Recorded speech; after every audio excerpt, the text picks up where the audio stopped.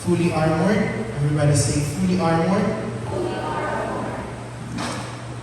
Tingnan natin ang presentation natin.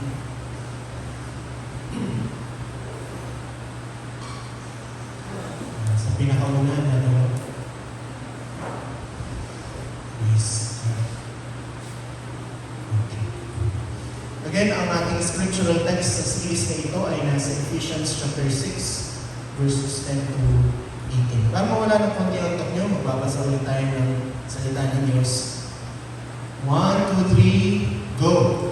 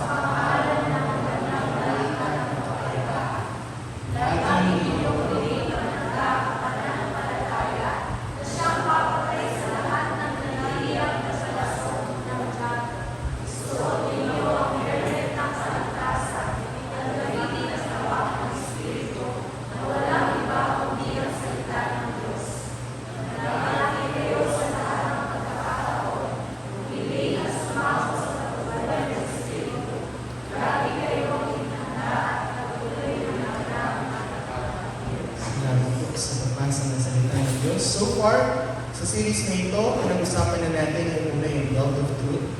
Okay? It is the believer's integrity, yung meron tayong katotohanan.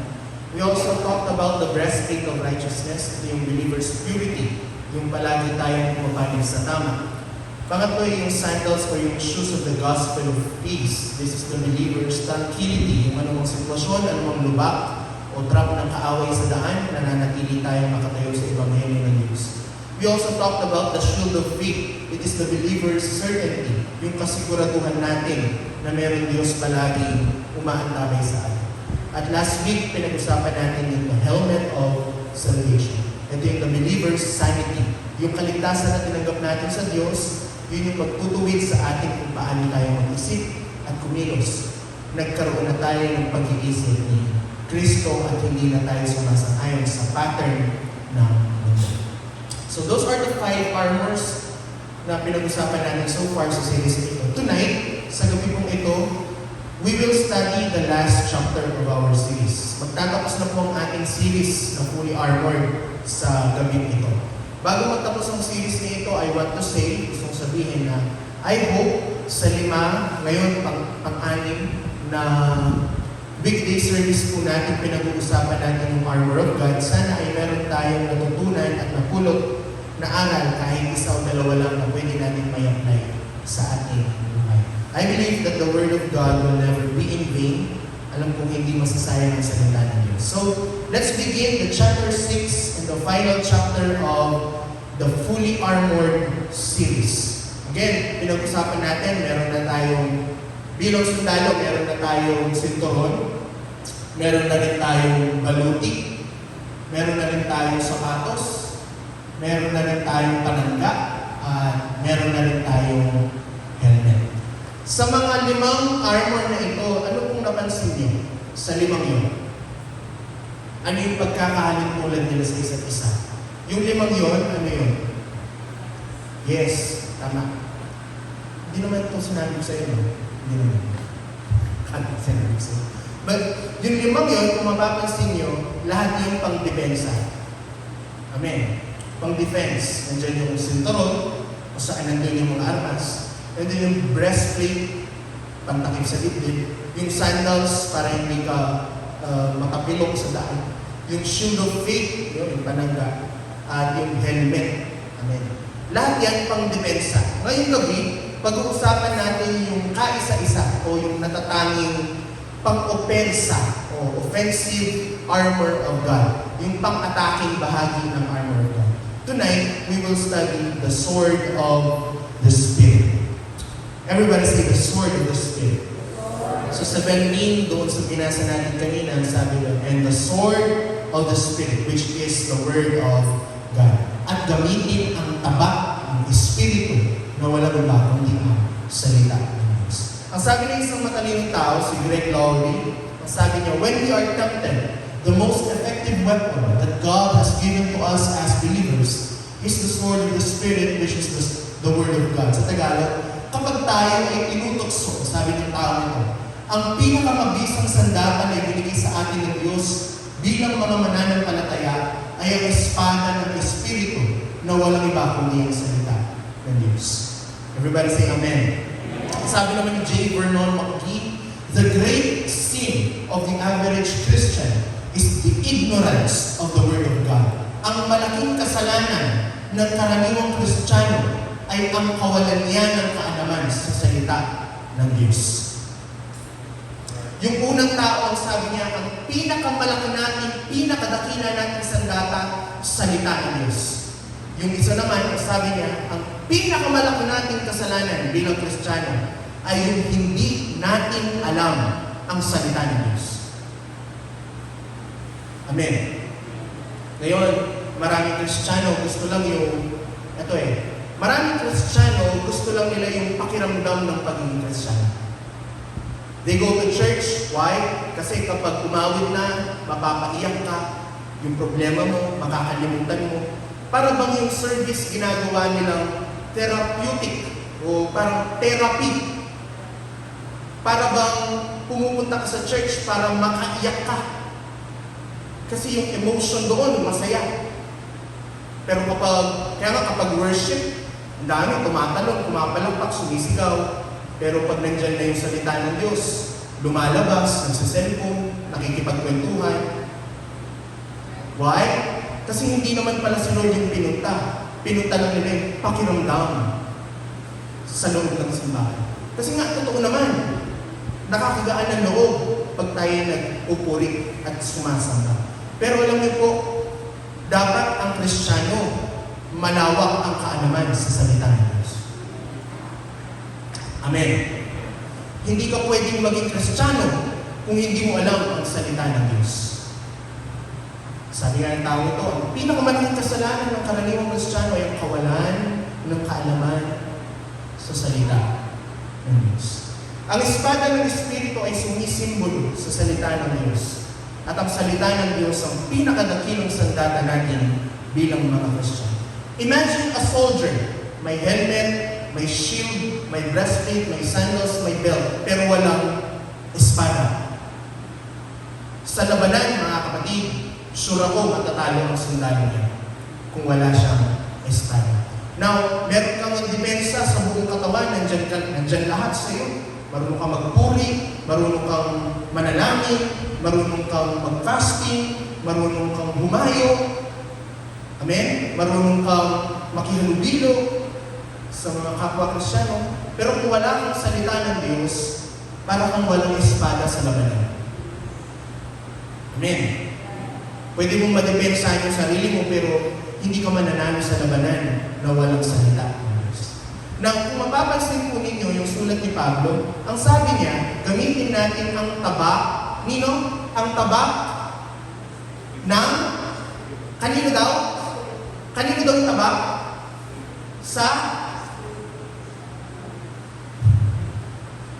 Kanino daw yung taba? Sa Espiritu ng Diyos. Gamitin natin ang sword of the Spirit. Sa Tagalog, gamitin natin ang tabak ng Espiritu. So yung tabak ng Espiritu, sa Espiritu ng Diyos, hindi pala natin pagmamayari. Ang may-ari doon sa tabak ay ang Espiritu ng Diyos. Bear with me. Bigyan natin yun ng kahulugan mamaya.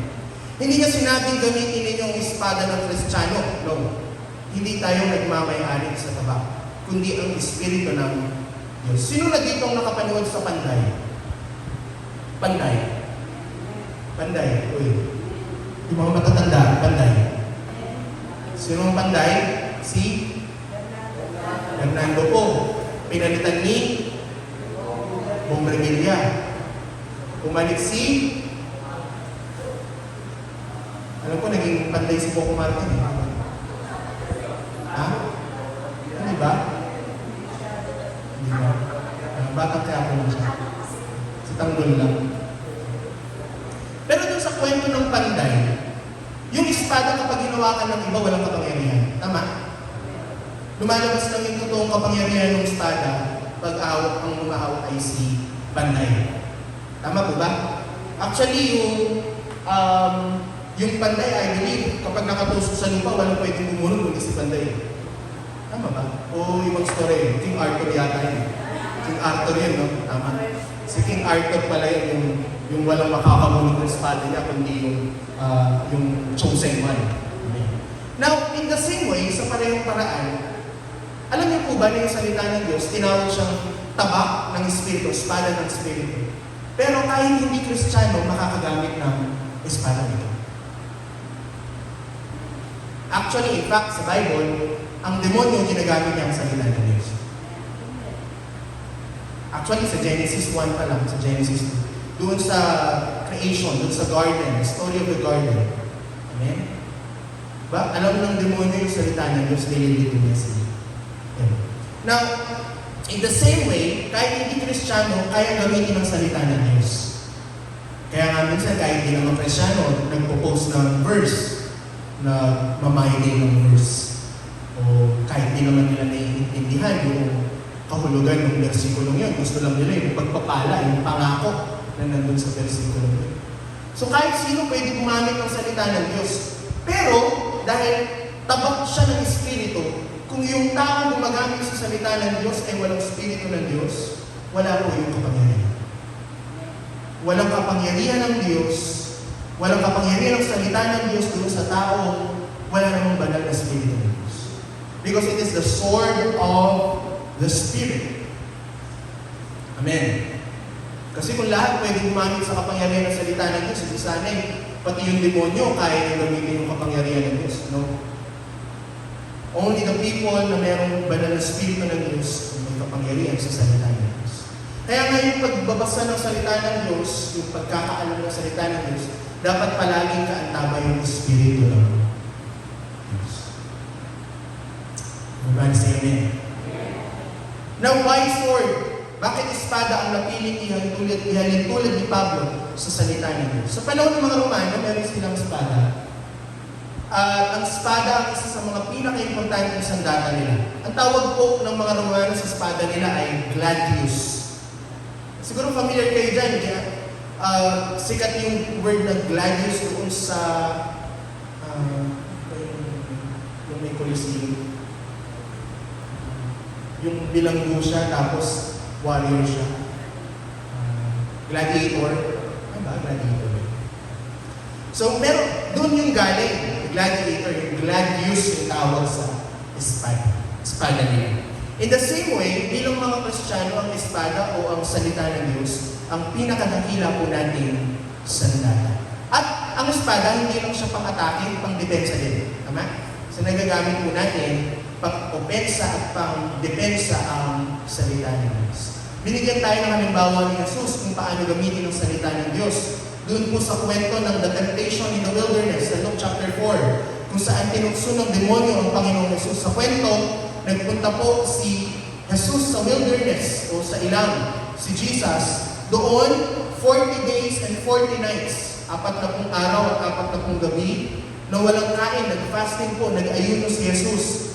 Doon po, pagkatapos ng mag-ayuno ay tinukso siya ng kaaway. Ang sabi ng kaaway, gutom ka na? Gawin mo ang tinapay yung bato para makakain ka na? Anong sabi ni Jesus sa demonyo? Nasusulat. Amen? Nasusulat. Hindi lang sa tinapay na bubuhay ang tao, kundi sa bawat salita na lumalabas sa bibig ng Diyos. Ang sabi naman ng kaaway, okay.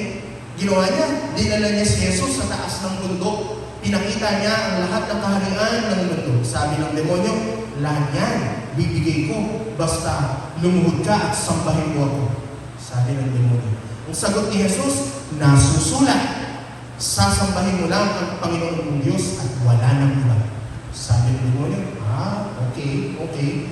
Ginawa ng demonyo, dinala niya ulit si Jesus sa taas ng templo. At doon ang sabi ng demonyo, kung Diyos ka nga, magpakihulog ka, tumalong ka, ayaw mahulog ka mula dito. At hindi ka mamamatay, di ba Diyos ka? Magpapadala ng mga anghel, ng mga army, ng mga sundalo, para hindi ka mahulog.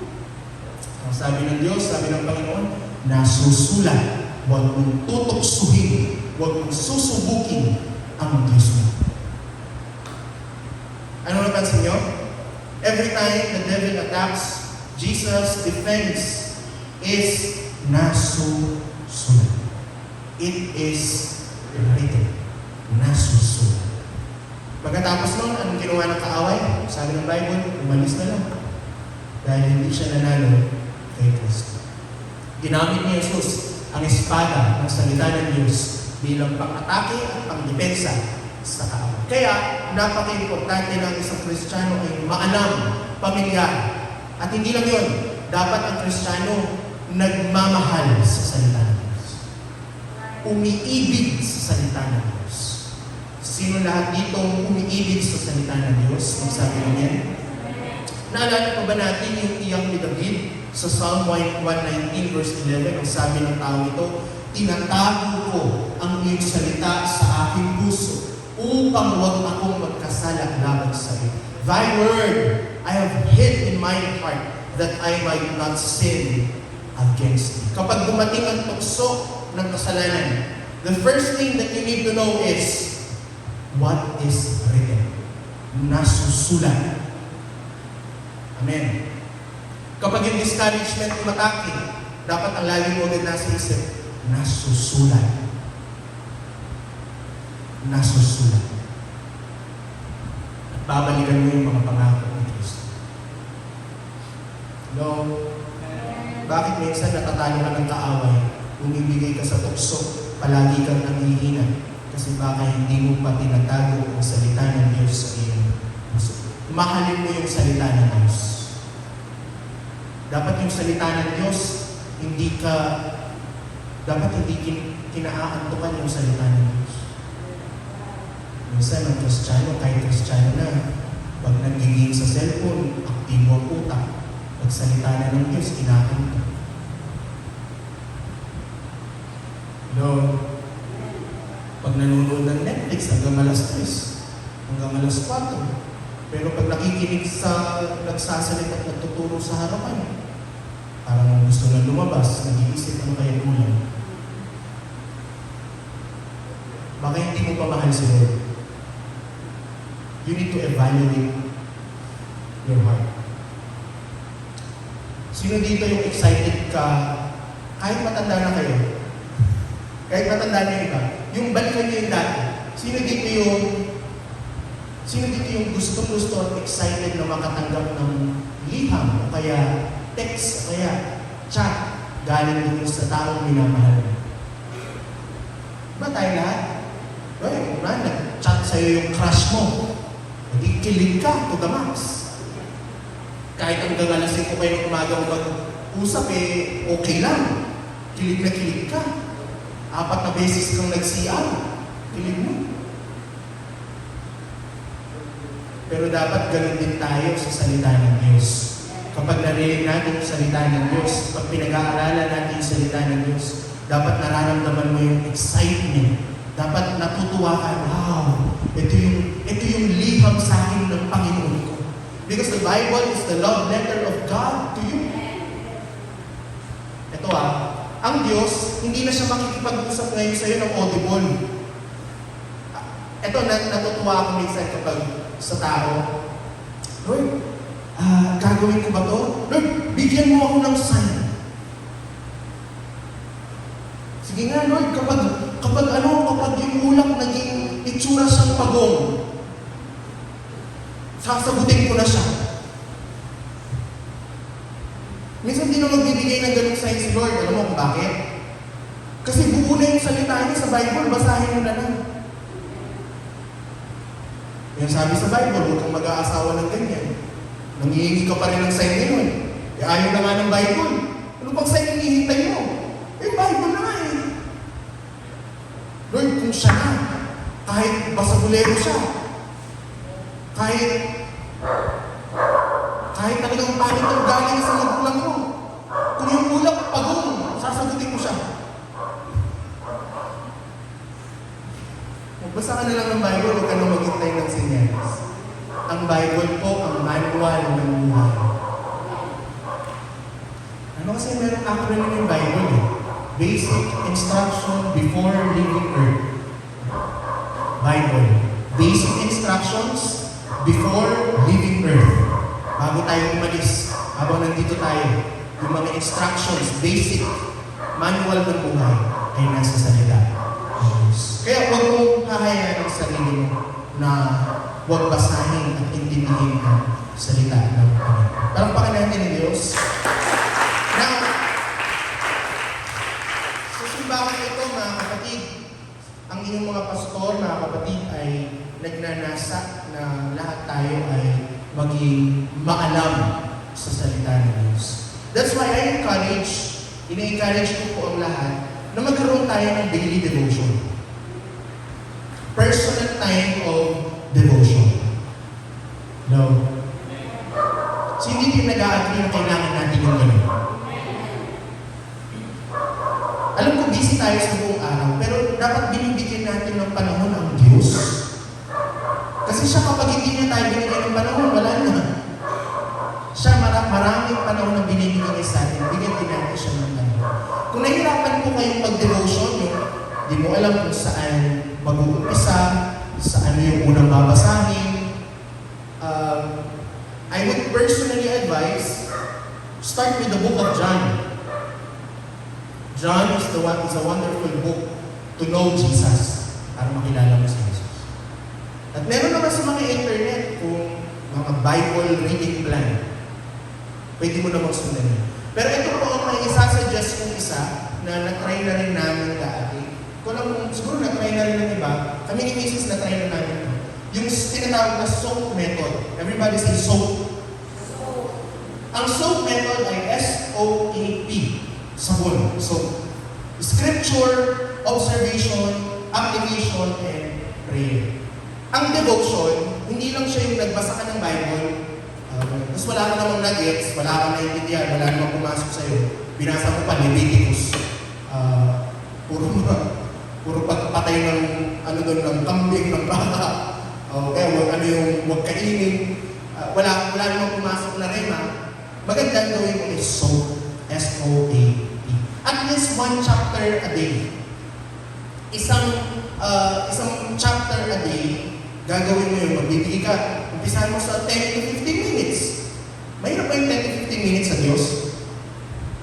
Hindi ba hindi makasagot? Pero yung isang game ng ML, hanggang 20 minutes. Mayroon ba yung 15 minutes para sa Diyos? Ha? Ano yung SOAP? Basahin mo yung scripture. Scripture muna. Buong chapter, diba? John chapter 1. In the beginning was the Word. Yung buong John chapter 1, basahin mo. Basahin mo lang. Basahin mo sa English. Kung gusto mo, basahin mo sa Tagalog. Meron din mga Bible na Kapampangan o Bisaya. Madami na po. Wala ka ng excuse para hindi maintindihan ng Bible. Yung letter O is your observation. Ano yung masasabi mo tungkol dun sa binasa mo? John chapter 1, the beginning was the Word, and then verse 14, and God, the Word, manifested in the flesh. Ang galing po talaga ng Diyos. Parang ka nakikipag-usap sa diary mo. Ang ganda ng John chapter 1 kasi pinakita dito kung paano ang Diyos ay nagkatawang tao para iligtas kami. Yung pagmamahal ni Lord sa akin talagang walang butas. Yun yung O, observation. Binasa mo yung scripture, nag-observe ka.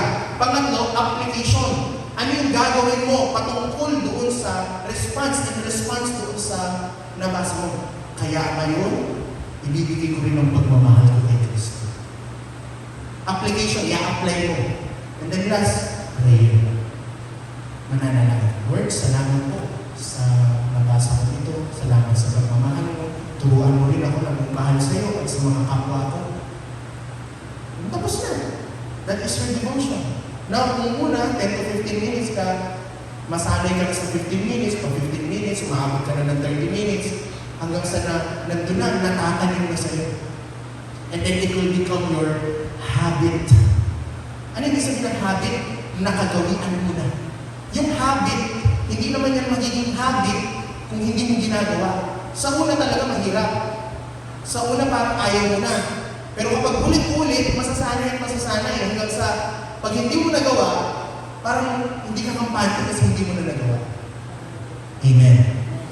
Hello? So let's start with this. Okay lang ba? Umpisahan natin. Alam niyo kung bakit? Kasi yung pag-aaral ng salita ng Diyos, hindi yung trabaho ng pastor. Hindi lang yan trabaho ng pastor. Hindi lang yan trabaho ng teacher, Bible teacher. Hindi lang yan trabaho ng mga elders. Hindi pwede na yung isang Kristiyano, nakakarinig lang siya ng salita ng Diyos. Kapag may nagtutulong sa harap, siya mismo hindi siya marunong maghanap sa salita ng Diyos. Kailangan turuan na po natin ang sarili natin. No? Hindi naman, ano po ba, dapat pagkagising? Hindi, in your most comfortable time. Hindi ako naniniwala na wala akong 15 minutes sa isang araw. Kung nag-ML ka, kung nakakalima kang games, o hanggang 4 na muna. Yung isang game, i-devotion mo. No? Kung nag-Facebook ka, 2 oras, mababa na yan. 2 oras sa isang araw. O ngayon, wag mo na. 1 hour and 45 minutes ka mo nang mag-Facebook. Nasa tayo, may notebook ka, may Bible ka, kahit nasa cellphone lang, isa-silent mo para walang mag-pop up. Tama ba?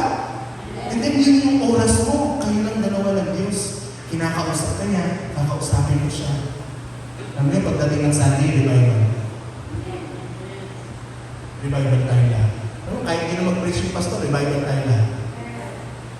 Ewan ko sa babag tayo lahat sa salita niya. And now I encourage the church. I urge the church. I charge this church. Bumalik na po tayo sa salita ng Diyos. Dapat ang Kristiyano, yung pundasyon niya, hindi lang yung feeling na nag-worship. Kasi lilipas yun eh. Alam niyo, yung iyak mo pag Sunday, Monday, wala na. Alam mo yung naramdaman mo, nangingid ka ng Sunday. Alam mo, Monday, wala na yun. Balik ka na naman.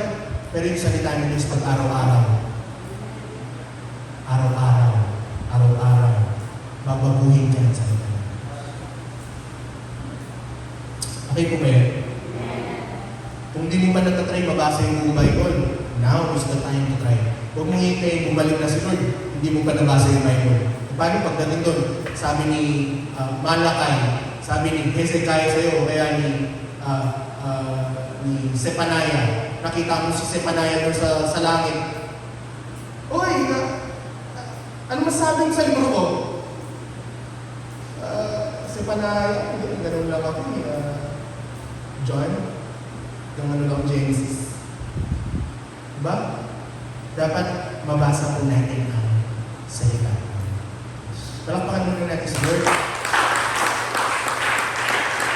Now, ang salita ng Diyos, mayroong 7 simbolo. Mabilis ako. 7 simbolo ng salita ng Diyos. The Word of God has 7 symbols. Number 1, ang salita ng Diyos ay critic or discerner. Everybody say discerner.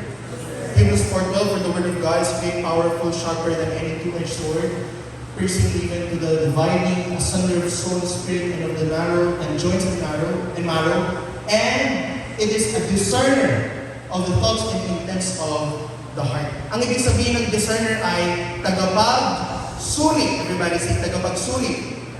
Ano yung tagapag-suri? Yan yung laging may kasalanan. Yung laging nagsusuri. Tagapag-suri. Yung tagapag-suri ay yung nagdi-discern, tumitingin sa ating puso. Yung salita ng Diyos, sinusuri niya yung ating mga puso. Amen. Kaya minsan ang salita ng Diyos, masakit. Kalabitin mo yung katabi mo, masakit. Sabi mo, ouch. Madaling gamitin ng ang salita ng Diyos para mag-encourage. Pero ang salita ng Diyos hindi palaging encouraging. Hindi palaging masarap o masaya. Sa simbahan ito, pwede na lang kami magturo about prosperity, kayamanan, pero hindi na tayo lalago. Kailangan din ituro yung patungkol sa kabanalan, modesty, wastong pag-uugali, pagbibigay ng ikapo at kaloob, pagsasakritisyo, pagsisisi, kasi dun sa mga katuruan yun, kahit yung sakit, doon tayo lalago sa kalooban. Si Pastor Joe, si Pastor Romel, Pastor Ed, si Pastor Ronnie, masakit magsalita kung minsan dahil sa salita ng Diyos. Pero hindi po, bago kayo masaktan sa salita ng Diyos, nasaktan mo muna kami nung inaaral namin yung salita ng Diyos. Why? Kasi lahat naman tayo binabago ng salita ng Diyos. Ngayon, kung gusto nyo kami guminto na lang sa tamang pangangaral at pagtuturo ng salita ng Diyos, sasagot kami sa inyo, katulad ni Pedro. Sabi ni Pedro, sumagot si Pedro, Acts 5, at ang ibang mga apostol, sa Diyos kami dapat sumunod at hindi sa tao.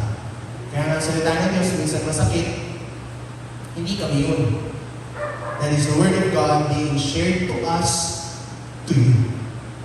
Kaya minsan masakit, because the Word of God is a discerner. Number 2, the Word of God is a lamp. Everybody say lamp.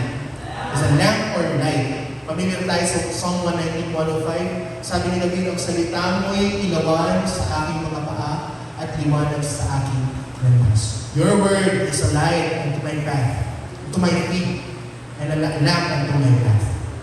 The Word of God is a lamp or light. Kapag nalilito tayo, hindi natin alam ang gagawin. Ang salita ng Diyos, palagi ang dapat natin maging landas. Kumonsulta tayo palagi sa salita ng Diyos. Amen? Kumonsulta tayo palagi sa salita ng Diyos. Bawat plano, bawat decision, dapat tingnan natin kung ito ba ay ayon sa salita ng Diyos. Number 3, mirror. Everybody say mirror. Ang salita daw ng Diyos ay salamin. Salamin. James 1, sapagkat kung ang sino man ay tagapakinig ng salita at hindi tagatupad, ay katulad siya ng isang tao na tinitignan ng kanyang talagang mukha sa salamin. Sapagkat minamasdan niya ang kanyang sarili at siya umaalis at pagdakay kanyang nalilimutan kung ano siya. Tayo, di ba, kapag aalis tayo, bakit tumitingin tayo sa salamin? Titignan natin kung may muta ba tayo, may kulangan pa tayo, maayos ba yung buhok natin, maayos ba yung gamit natin, parang yung gamit ko ngayon, regalo ni mama, kaya sinod ko. Nung tinitignan natin, bakit? Titignan natin kung ano yung kailangan ayusin mo. Yung salita ng Diyos, pag binasa natin yung salita ng Diyos, pag pinakita natin yung salita ng Diyos, ito daw ay parang salamin. Ipapakita din yung salita ng Diyos sa atin kung ano yung dapat natin ayusin. Hello? So yung salita ng Diyos, hindi yun yung palaging, ang galing mo, ang ganda mo, minamahal kita, pagpapalaki kita, pagagaling. Hindi ganun ang salita ng Diyos.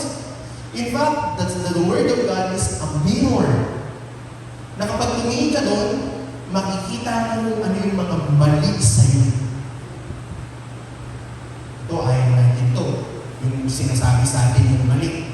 Sabi pa nga di ba, mali naman, sinasabi mo pa sa akin. Sasabihin talaga sa'yo kasi mali para umayos. So, salita ng Diyos sabi niya, ang tao daw na nakinig ng salita pero hindi naman sumunod, para siyang tumingin sa salamin, nakita may kulangan siya, pero sabi niya, okay, kulangan ko pala. Wala akong pakit, alis na ako. May muta siya, gusot-gusot yung damit niya, wala na siyang pakilang. Ganun daw ang tao, nakinig ng salita ng Diyos, hindi naman sinabuhay. Amen. Ito kasi yun. Ang salita, pag di mo naman sinunod, walang kapangyarihan. Walang kwentang salita ng Diyos kung hindi mo naman susunod. And so, encouragement dito, no? Santiago, encouragement niya, huwag lang tayo maging tagapakinig. Maging tagasunod tayo ng salita ng Diyos. Amen. Everybody say amen. Number 4, ito alam natin, food. Everybody say food. Ang salita ng Diyos ay ang pagkain ng ating mga kaluluwa. Matthew Si 4.4 yung kanina, hindi sa tinapay nabubuhay ang tao, kundi sa bawat salitang lumalabas sa bibig ng Diyos. Ang sabi din ng Hebrews chapter 5, sabi nung author ng Hebrews, nung una daw natin nakilala ang Panginoon, ang pinapakain sa atin ay gatas. Pero nung naging mature na tayo sa Panginoon, dapat pinapakain na tayo ng karne. Meat. Ano ibig sabihin nung author ng Hebrews doon? Ang ibig sabihin ba niya, dapat sa church may gatas? Tapos kapag yung mga matatanda, dapat karne? Pag bata pa, binibigyan ng gatas? Hindi literal yung sinasabi nung author ng Hebrews. Ang sinasabi niya, kapag tayo, kung muna tayo nakakilala sa Diyos, okay pa yun na nakikinig tayo ng gatas na salita ng Diyos. Ano yung mga gatas? Mahal ka ng Diyos. Pag-alaminin ka ng Diyos. Tama? Patatawarin ka ng Diyos. I love you. Care for you. God will provide for you. Gatas yun. Pero ang gatas importante. That's the basic foundation ng tao. Tama? Yun yung pundasyon niya. Namahal siya ng Diyos, pinatawad siya ng Diyos, niligtas siya ng Diyos. Pero habang tumatanda, hindi pwedeng gatas pa rin. Imagine niyo si mama ko, hanggang ngayon nagagatas pa rin. Hindi kumakain, gatas lang. Hindi pwede yun, tama? Ganun din sa paglilikod. Kapag lumalago ka na, matagal ka na sa church, ayaw mo pa rin kumain ng matigas, pag pinakain ka ng karne, ayaw mo, gusto mo puro gatas, hindi ka lumalaki. Tawag sa'yo, bonsai. Ano yung mga bonsai? Cute nila, di ba? Ano yung encouragement ko? Huwag kayong maging cute. Dapat lumago tayo. So dapat, kumari, next series natin, medyo mabigat na. Magtuturo tayo ng patungkol sa purity. Hairship, headship, modesty. Siguro, 10 na lang kayo. Marami yun eh. Pero kung nandito ka pa rin sa next na series, okay. Kasi yung mga karni na yun, kung paano manamit ang Kristiyano, kung bakit hindi pinapaputo ng buhok ng Kristiyano na babae, kung bakit ang lalaki Kristiyano dapat hindi nag-short. Ito, gatas pa lang ito. Baka next series, iilan-ilan na lang tayo, purihin pa rin ng Diyos. Pero doon sa mga ganong katuruan, lalago tayo. Next one, mag-uusap na rin tayo patungkol sa pagbibigay. Dapat yung ikaw binibigay natin. Hindi sa iyo yan, sa Diyos yan. Pinagnanakaw ng Diyos. Yung mga ganong katuruan, karne na yan. Kung hanggang doon sa series na yun, nandun pa rin kayo, purihin natin ng Diyos. Lalago ang simbahan. Okay ba yun? So, ito yun, masarap pakinggan. Ang salita ng Diyos ay pagkain. Pero hindi naman lahat ng pagkain gusto mo. Minsan, ang pagkain ng Diyos, ang salita ng Diyos, ang palaya. Ang salita ng Diyos, ang sarap ng palaya, no? Okra. Pero nung bata, ayaw mo yung okra, ayaw mo yung palaya. Kasi nga, lumalaki ka na. Nagugustuhan mo na yung mga ganun. Okay. Ganun din ang salita. Kaya nga, huwag mo hayaan na magutom ang kaluluwa. You need to eat the Word of God. Number 5, treasure. Everybody say treasure. Ang salita ng Diyos, sino dito naniniwala ng salita ng Diyos ay kayamanan? Sabi kami. Psalm 119:72, ang kautusan ng iyong bibig ay higit na mas mabuti sa akin kaysa sa libo-libong pirasong ginto at pila.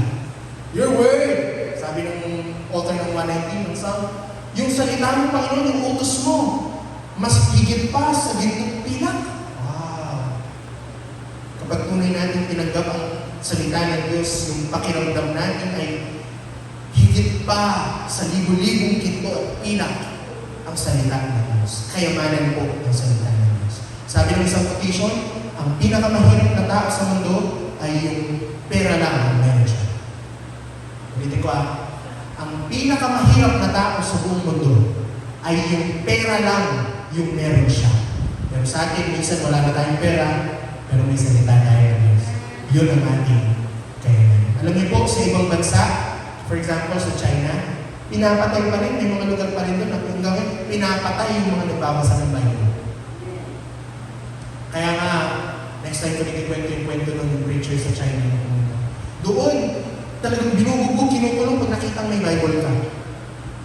Pero dito sa Pilipinas, kahit 10 yung dalawang Bible, walang bubugbog sa'yo. Pero doon, ano yung ginagawa nila?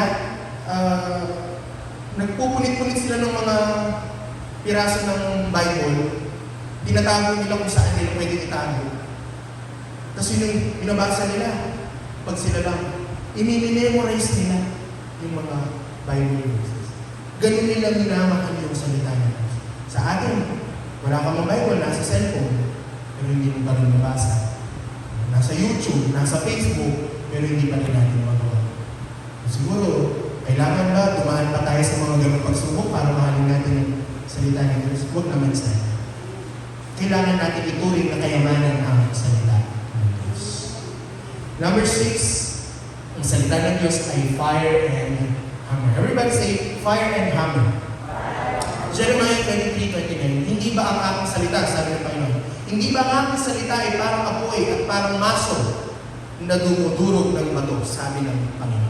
Katulad ng napag-usapan natin kanina, ang salita ng Diyos ay kung minsan masakit. Bakit? Kasi sabi ng Bible, ang salita ng Diyos ay parang apoy at maso. Hello?